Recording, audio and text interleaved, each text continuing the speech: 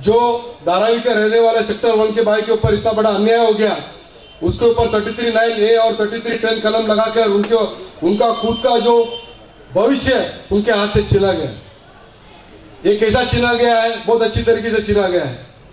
आपका जो भविष्य है, आपका जो घर जहाँ है वहां से निकाला जाएगा और आपको सेक्टर 5 में किधर भी कोई भी जगह में फेंका जाएगा और आपका जो जगह है डेवलपर लोग को मनमानी में उनका फायदे के लिए आपको घर से बेघर करने के लिए तैयार है। आज मैं पूछता हूं, हम धारावी में रहने वाले जो है, क्या हम अनपढ़ हैं? क्या हम कीड़े मुकड़े हैं? क्या हमारे लिए कोई जीने का जिंदगी का अधिकार नहीं है? क्या हम अपने आवाज नहीं उठा सकते हैं? क्या हमारी हम मांग नहीं कर सकते हैं? क्या हम नीचे गिरे हैं? ये केवल अपने आप को अपने अंदर से प्रश्न पूछना पड़ेगा आपको। क्या हम अपने अधिकार नहीं मांग सकते इनसे? जो अधिकार पूरा आइलैंड सिटी को दिया जाता है, 4 FA से दिया जाता है, जो अधिकार भिंडी बाजार को दिया जाता है, जो अधिकार जो BDD चाल को दिया जाता है, जो अधिकार साइन कोलीवाड़ा में ज्ञान दिया जा सकता है, क्या धारावी वाला उतना कमजोर है? उसको नहीं दे सकते हैं? क्या आप लोग अपने खीसे से दे रहे हैं? क्या आप लोग अपने ओर से दे रहे हैं? क्या हम जो मांग रहे हैं, जो दूसरा जनता को जो दे रहे हैं, उसकी मांग हम लोग कर रहे हैं? हम लोग जो मांग रहे हैं आप लोग को खराब लगता होगा, क्योंकि ये जो पूरा मांग डेवलपर के लिए बहुत बड़ा षड्यंत्र रचा गया है। अपना जो प्राइम जगह है वो जगह डेवलपर को बेचने में तुले हुए हैं। हमारे ऊपर जबरदस्ती करके 33(9)A का इतना बड़ा कलम लगाया। आप लोग जानते हैं 33(9) कलम में क्या रखा है? जो भी डेवलपर आएगा 30 दिन में वो प्लान सबमिट करेगा। 30 दिन में भले कोई भी सैंक्शन करे नहीं करे, it is called deem confirm, यानी कि उसको मिल गया। 30 दिन के बाद 15 दिन का नोटिस दिया जाएगा आपका घर पे। अगर आप घर खाली नहीं करोगे, आपके ऊपर जबरदस्ती बुलडोजर चला जाएगा। अगर आप फिर भी हटते नहीं है, आपको लॉटरी में जगह नहीं दिया जाएगा। फिर भी अगर आप हटते नहीं है तो आपको घर से बेघर कर देंगे। आपको लॉटरी में चांस नहीं, किस सेक्टर में चांस नहीं, और आपको बाद में 3x3 स्क्वायर मीटर यानी कि 100 स्क्वायर फीट का एरिया कोई बम्बई के बाहर के जगह देगा, वो भी आपको खुद का पैसा डाल के भरना पड़ेगा। मेरे ख्याल से हिटलर भी इतना बड़ा कठोर आदमी नहीं था। आपको लगता है हिटलर इतना बड़ा कठोर था जो कि घर से शर्ट पकड़ के बाहर आपके ऊपर बुलडोजर लगाया जाएगा? ये क्या कानून है? वो शर्म की बात है। और ये जो कानून बनाया है, मैं एकदम खुलेआम बोलता हूं, 2004 में हमारे लोग प्रतिनिधि का साइन के बिना सैंक्शन नहीं होता। ये प्रतिनिधि लोग ने सैंक्शन किया हुआ है। क्या इनको मालूम नहीं कि ये प्रतिनिधि लोग, हम लोग जो इनके वोट देके जिताते हैं, ये हमारे गर्दन काटने तुले हैं? ये गर्दन काटने तुले हमारा।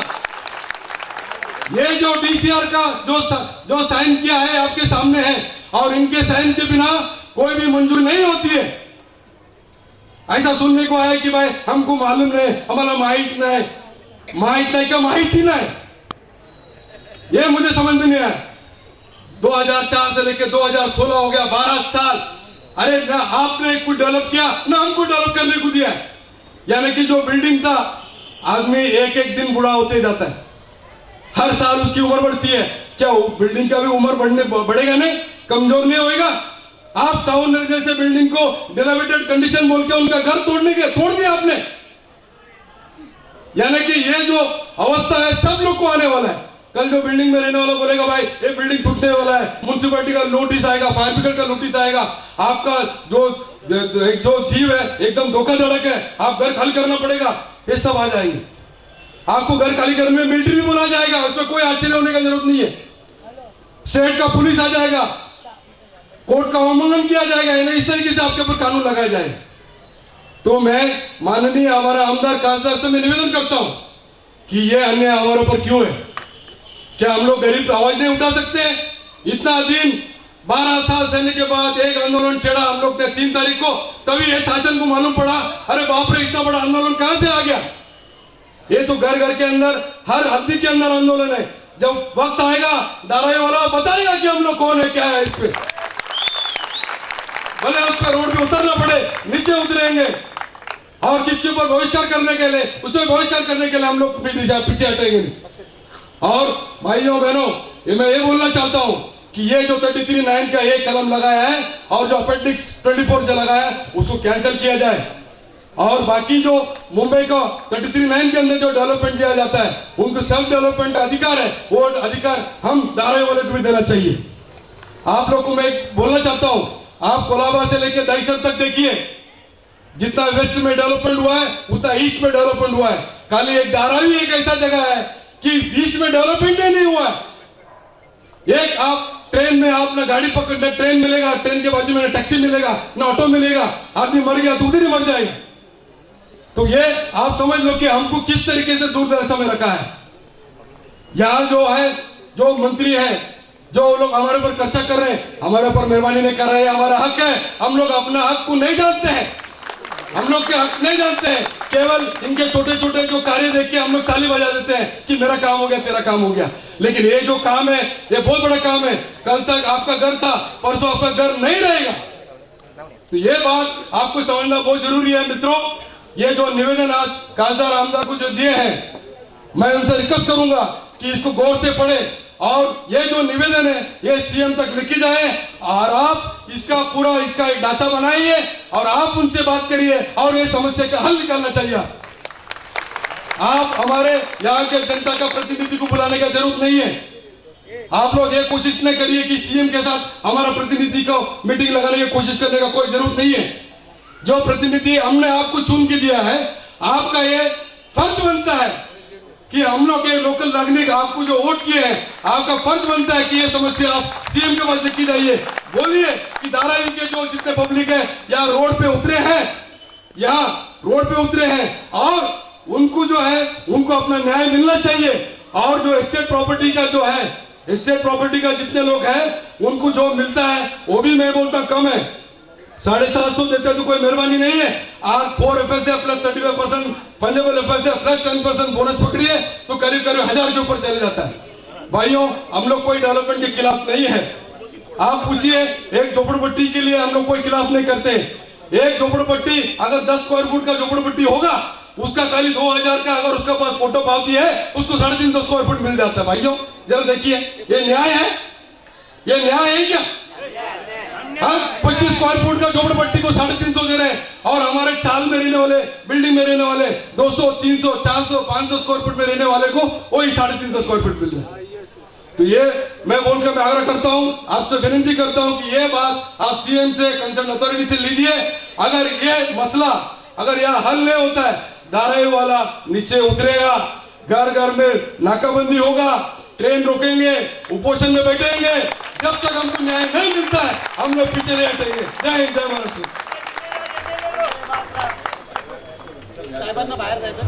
चार्ली साहब ने तो बहुत अच्छा भाषण कर दिए। अभी चाहेंगे लाइक शेवाले साहब को कुछ अर्जेंट काम से बाहर जाना है, शायद फ्लाइंग है, तो शेवाले साहब से रिक्वेस्ट है जो भी करेंगे इधर निर्णय दीजिए, सबके सामने निर्णय दीजिए। कितने दिन में आप रिजल्ट देने वाले हैं यहाँ पर?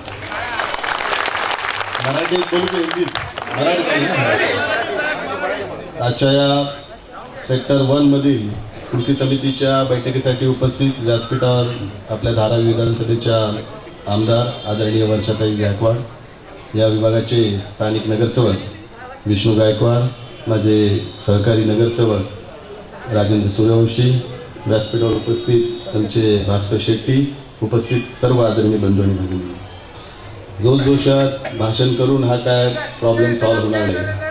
हा गेले कित्येक वर्ष 14 वर्षाचा हा प्रश्न आहे आणि तो आता कुठेतरी मार्गी लागण्याच्या दृष्टिकोनातून हा कुठेतरी आशा दिसते।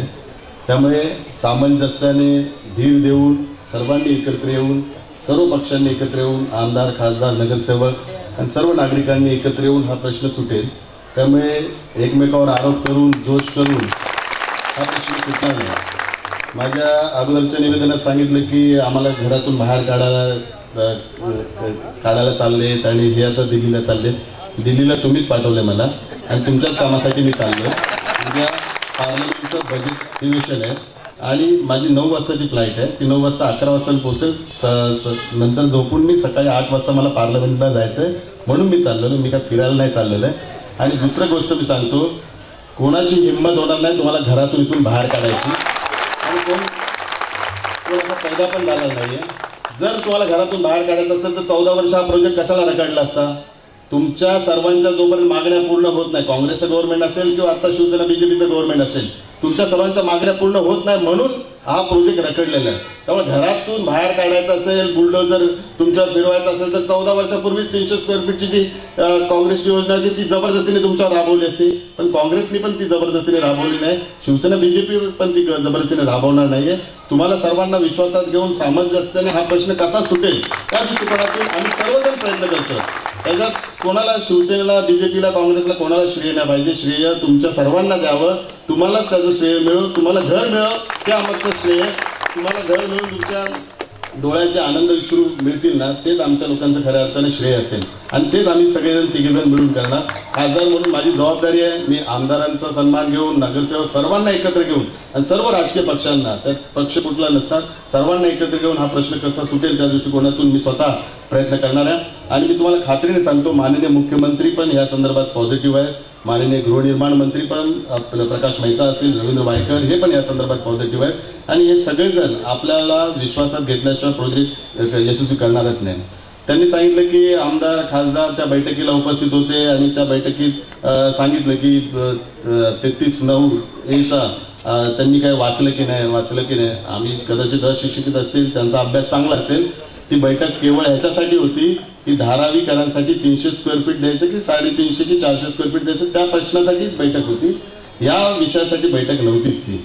आणि त्यात मी मध्यम मार्ग काढला की 300 स्क्वेअर फीट पेक्षा 1 फूट तरी स्क्वेअर फीट जास्त द्यावं लागेल, कारण 300 स्क्वेअर फीट जुनं गव्हर्नमेंट देत होतं आणि हे गव्हर्नमेंट पण 300 स्क्वेअर फीटने दिले तर धारावीकरांची निराशा होईल. धारावीकरांना तुम्ही 300 पेक्षा जास्त द्यावं लागेल. त्यावेळी त्यांना कळेल की शिवसेना बीजेपीचं तुम्ही गव्हर्नमेंट निवडून दिलं आणि त्या गव्हर्नमेंटने थोडं तरी वाढून दिलं. त्यामुळे 400 स्क्वेअर फीट द्यायला माननीय मुख्यमंत्री पण तयार होते. पण 400 स्क्वेअर फीटचा जसा एका वक्त्याने उल्लेख केला की 70% जागा रियासाठी जाते आणि 30% जागा जाते सेलेबलसाठी जाते, ती दुसऱ्या सेक्टरसाठी, तुमच्या सेक्टरसाठी नाही. तुमच्या सेक्टरसाठीचा रेशो वेगळा आहे. हा बाकीचे सेक्टर आहे त्यासाठी तो रेशो होता की 70% रियासाठी आणि 30% सेल करण्यासाठी. जर 400 स्क्वेअर फीट जर जागा दिली तरी त्या उर्वरित जागा आहेत तर त्यांना सेलेबलसाठी जागा पण मिळत नाही. आणि धारावीला सिव्हिल एव्हिएशनचा प्रॉब्लेम आहे. इकडे 18 माळ्याच्या बिल्डिंगची परवानगी मिळते. आता नवीन सिव्हिल एव्हिएशनचा प्लॅन आला त्यात अजून जास्त माळ्याच्या बिल्डिंग बांधायला परवानगी मिळणार, पण जास्तीत जास्त उंचीच्या बिल्डिंग बांधायला इथे परवानगी मिळत नाही, कारण सिव्हिल एव्हिएशनची संपूर्ण धारावीला परवानगी मिळत नाही. ही एक तांत्रिक अडचण आहे. म्हणून त्या धारावीकरांच्या ज्या स्लमची जी मागणी होती 400 स्क्वेअर फीटची, त्याच्यातून तोडगा निघत नव्हता. म्हणून आम्ही त्यांना विनंती केली की फंजिबल तुम्ही काउंट करून 50 स्क्वेअर फीट तरी वाढून द्या आणि एकदाचं धारावीकरांचं स्वप्न पूर्ण करा. आणि ती विनंती माननीय मुख्यमंत्री आणि माननीय गृहनिर्माण मंत्र्यांनी मान्य केली आणि त्यांना 350 स्क्वेअर फीटचं घर देण्यासंदर्भातला निर्णय झाला. राहिला प्रश्न तुमचा आणि प्रायव्हेट ज्या लेआउट होता त्या संदर्भात, तर माननीय आमदारांनी पण त्या संदर्भात हा प्रश्न उपस्थित केला होता. तर त्यावेळी पण आम्हाला सांगण्यात आलं की महानगरपालिकेचे जे रूल आहेत त्या रूलनुसार आम्ही जास्तीत जास्त मॅक्झिमम देण्याचा प्रयत्न करू. त्या संदर्भातला आम्ही महानगरपालिका म्हणजे ह्या संदर्भातला निर्णय आपण नंतर घेऊ असं आम्हाला दोघांनाही त्यावेळी सांगितलं होतं. त्यामुळे ते जे मिनिट्स आहेत ते काय कोणाचं सर्क्युलर आणि GR कॉपी नाही, ते मिनिट्सवर आम्ही जरी उपस्थित असलो तर आम्ही ह्या संदर्भातला प्रश्न त्यांच्यावरच टाकला होता की त्यांनी तुम्हाला विश्वासात घेऊन या संदर्भातला मार्ग काढा. ज्या म्युन्सिपल कॉलनी आहेत, ज्या चाळी असतील, आपल्या बाकी तुमच्या बिल्डिंग असतील त्या संदर्भात. आणि नंतर आम्हाला ज्यावेळी टेंडर निघालं त्यावेळी पण 33(9)A संदर्भात त्याच्यात उल्लेख केला असं देशमुखांनी सांगितलं होतं. त्यावेळी पण मी विरोध केला होता. आणि ज्यावेळी तुमचं शिष्टमंडळ आलं त्यावेळी पण शिष्टमंडळाला मी समोरासमोर अधिकाऱ्यांच्या समोर आपण घेऊन गेलो. त्यावेळी पण त्यांनी तीच चूक केली की 33(9)A नुसारच आम्ही टेंडर काढलेलं आहे. टेंडर जरी काढलं असलं तरी ही काल 5-6 तारखेला प्री बीड मीटिंग होती. प्री बीड मीटिंग म्हणजे जे संबंधित जे डेव्हलपर असेल त्या डेव्हलपर संदर्भात आम्ही हा प्रोजेक्ट सक्सेस करण्यासाठी ज्या काही तांत्रिक अडचणी त्या संदर्भातला चर्चा. त्यामुळे अजूनही मार्ग निघू शकतो. जरी टेंडर काढलं आणि त्यात तुम्हाला ते त्यांच्यावर लादलं जाणार नाही आहे तर त्या संदर्भात त्यांनी मग दुसरा एक पर्याय सांगितला होता की 33(9)A मध्ये काय होतं, तुमचा जो आत्ताचा आहे तो एरिया आणि त्यात फक्त 50 स्क्वेअर फीट वाढवून असं मिळणार होतं. 33(9) मध्ये तुमचा आत्ताचा एरिया, त्यात 35% फंजिबल आणि 50% म्हणजे तुमचे 280 स्क्वेअर फीट आहे त्याचं 35% आणि त्यात 50 स्क्वेअर फीट असं ती 33(9)ची योजना आहे. तर या सगळ्या गोष्टी त्यांनी आपल्या निदर्शनास आणून दिल्या. मी जेवढे कृती समिती आहेत आणि आपल्या सर्वांच्या भावनेचा आम्ही सगळेजण आदर करतो. आपल्याला 750 स्क्वेअर फीट काय 1000 स्क्वेअर फीट पण मिळायला पाहिजे अशी आमच्या सगळ्यांची भावना आहे. परंतु परंतु वास्तविकतेचं भान ठेवा. ह्या सर्व पदाधिकाऱ्यांना पण मी बोललो, आपण जी माननीय मुख्यमंत्र्यांना मागणी करणार आहे, कारण कुठली मागणी करताना त्याला कायद्याची जोड असायलाच पाहिजे. आणि 33(9)(a) 33(9) ह्या DCRच्या तरतुदी आहेत. तर कुठल्या तरतुदीनुसार आपण त्यांना 750 स्क्वेअर फीट मागू याची संपूर्णतः तुम्ही तयारी करा. तुमची जी काही तयारी असेल त्यानुसार माननीय मुख्यमंत्र्यांची मी स्वतः वेळ घेतो. माननीय आमदारांनी पण ह्यापूर्वी वेळ घेतली होती. माझ्या माहितीप्रमाणे 8 तारखेला बैठक होती, पण ती रद्द झाली आणि आता ती पुढे ढकलण्यात आली. 2-3 दिवस बजेटचं सेशन पण आहे आणि ती बैठक आपण लवकरात लवकर घेऊ. तुमच्या ज्या मागण्या आहेत त्यातल्या प्रामुख्याने 750 स्क्वेअर फीटचं तुम्हाला घर पाहिजे आणि जो कॉर्पोरेट फंड आहे त्याच्या संदर्भात आणि राहायच्या ठिकाणी तुमचं पुनर्वसन झालं पाहिजे. या तिन्ही मागण्यांना आमचा पाठिंबा आहे. परंतु हा पाठिंबा असताना वास्तवतेचं पण भान ठेवा. जसं सरकारने एक पाऊल मागे घेतलं तर तुम्हाला पण एक पाऊल मागे घेऊन त्या संदर्भात तडजोड करून मार्ग काढावा लागेल. 14 वर्षाचा प्रश्न आहे. आज 1 पिढी ते 2 पिढ्या आपल्या ह्या घरात गेलेल्या आहे आणि आपल्या पुढच्या पिढीला चांगलं घर मिळावं असं सगळ्यांची इच्छा आहे. आज आपण लढा देऊ, सगळेजण फाईट करू, पण त्या फाईट करताना एकत्रितरित्या बसून सामंजस्यातून त्यातून मार्ग निघाला पाहिजे. तुम्हाला गेल्या 2-3 आठवड्यापूर्वी आंदोलन केलं. आम्ही तिघेजण दिलगिरी व्यक्त करतो. तुम्हाला आंदोलनाची गरज भासली, याच्या पुढे तुम्हाला आंदोलनाची गरज भासणार नाही. खासदार म्हणून मी स्वतः जबाबदारी घेतो. आमदार आणि नगरसेवक आम्ही तिघेजण मिळून तुमचा प्रश्न मार्गी लावू आणि जोपर्यंत तुमचा प्रश्न मार्गी लागत नाही तोपर्यंत हा प्रोजेक्ट होऊन देणार नाही ही तुम्हाला मी खात्री देतो. आणि तसं पत्र आपण माननीय मुख्यमंत्र्यांना दिलेली आहे. बैठकीचंही पत्र दिलेलं आहे आणि तोपर्यंत सेक्टर 1 मधल्या ज्या निविदा प्रक्रिया आहे त्याला स्थगिती देऊन त्याची डेट वाढवा असं आपण माननीय मुख्यमंत्र्यांना पत्र दिलेलं आहे. त्यांच्याशी पण आपण चर्चा केलेली आहे. आणि कुठलाही माननीय मुख्यमंत्री असतील किंवा सरकार तुमच्यावर प्रोजेक्ट लादला जाणार नाही. तुम्हाला विश्वासातच घेऊन प्रोजेक्ट केला जाईल. परंतु जोशाने त्वेषाने भाषण करून लोकांना पेटून हा प्रश्न सुटणार नाही आहे. लोक पण आता ह्या सर्व सिस्टीमला पण थकलेली आहेत आणि अशा वेळी आज इथे जास्तीत जास्त ज्येष्ठ नागरिक दिसतात. त्यांचं आयुष्य या सर्व लढ्यात गेले, घडामोडीत गेलेले आहे आणि कुठेतरी आज इथे स्वप्नपूर्णाची एक आशा निर्माण झालेली आहे. आणि ती आशा याकरताच आहे की आम्ही सगळेजण मिळून प्रयत्न करणार आहे. यापूर्वी एकमेकांमध्ये कुरघोडी व्हायची, पण आता तसं होणार नाही. मी जबाबदारीने सांगतो, खासदार म्हणून मी पुन्हा एकदा तुम्हाला सर्वांना जबाबदारी सांगतो की हा प्रोजेक्ट पूर्ण होण्याच्या दृष्टिकोनातून तुम्हाला विश्वासात घेऊन तुम्हाला जे अभिप्रेत असलेलं तसं काम आपण राज्य सरकारच्या माध्यमातून करून घेऊ. माननीय मुख्यमंत्र्यांकडे तुमचं निवेदन पण मांडू. परंतु ह्या जी अडचण आहे ती अडचणीतून मार्ग करण्यासाठी तुम्ही पण सहकार्य करावं. 750 स्क्वेअर फीट देताना DCR मधल्या कुठल्या प्रोव्हिजनमधून किंवा कायद्याचा कुठला आपला बेस घेऊन आपण ते 750ची मागणी मागतोय त्या संदर्भातला पण आपण मार्ग काढूया. तुमच्या भावनेशी आम्ही सहमत आहे, तुमच्या लढ्याशी पण आम्ही सहमत आहे आणि तुमच्या लढ्याचं आम्ही नेतृत्व करतो. आणि यापुढे तिघांना आम्ही निवडून दिलं, त्यामुळे तिघांची आमची जबाबदारी आहे की तुमच्या संपूर्ण काम करून द्यायचं. राज्य सरकारकडून, केंद्र सरकारकडून पण, कारण केंद्र सरकारच्या संदर्भातल्या पण परवानग्या प्रलंबित आहेत.